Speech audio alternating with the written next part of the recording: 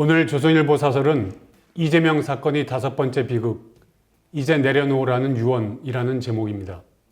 이재명 민주당 대표의 성남시장 당시 비서실장을 지낸 전영수 씨가 극단적 선택을 했습니다. 그가 남긴 유서엔 이 대표님 이제 정치를 내려놓으십시오. 더 이상 희생자는 없어야지요 라는 내용이 포함됐다고 합니다. 그는 성남FC 불법 후원 사건과 관련해 이 대표의 제3자 뇌물 혐의 공범으로 입건돼 수사를 받았습니다. 가족들 증언에 따르면 수사로 인한 심적 고통이 죽음이 한 원인이 된 듯합니다. 직업 공무원 출신인 전 씨는 2013년 성남시장 비서실장으로 발탁돼 이 대표와 인연을 맺었고 2018년 이 대표가 경기도지사에 당선됐을 때도 초대 비서실장을 지냈습니다. 주변에서 정무는 정진상, 행정은 전영수라고 할 만큼 이 대표의 신임을 받았다고 합니다. 전 씨는 성남시 행정기획국장 시절 네이버 관계자를 만나 40억 원을 성남FC에 지원하도록 했다는 혐의를 받았습니다. 김성태 전 쌍방울 회장이 모친상을 당했을 때 이 대표 비서실장으로서 조문도 했습니다. 이 대표와 공적인 인연을 맺은 탓에 이 대표가 기획하고 시킨 일을 부하 직원으로서 수행하다가 안타까운 선택까지 하게 된 것입니다. 이 대표 사건과 관련해 5사람이 극단적 선택을 했습니다. 영화 같은 일이 현실에서 벌어지고 있습니다.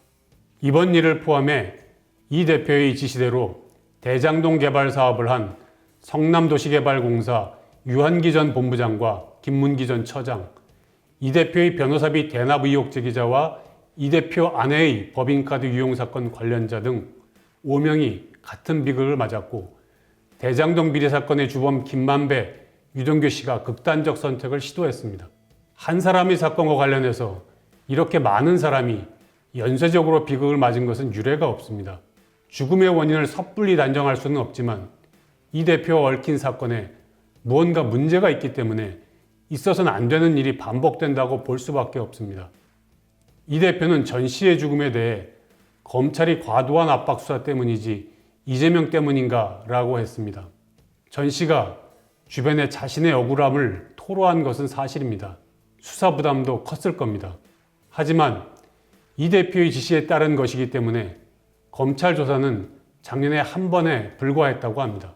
전 씨와 같은 입장이면서 극단 선택을 한 유한기, 김문기 씨는 문재인 검찰이 수사했습니다. 그때 이 대표는 검찰의 칼질이라고 하지 않았습니다. 이런 비극이 발생할 때마다 이 대표는 나와 상관없다는 식으로 답합니다. 이런 이 대표에게 두려움을 느낀다는 사람이 점점 많아지고 있습니다. 이 대표는 당을 동원해 검찰이 체포동의안을 부결시켰습니다. 회기 중 불체포 특권을 유지하기 위해 작년 8월 당대표 취임 이후 하루도 빠짐없이 방탄국회를 열고 있습니다.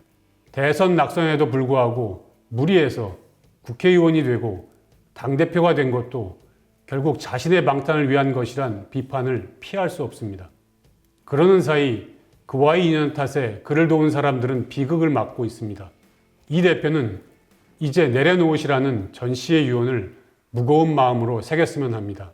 오늘의 조선일보 사설이었습니다.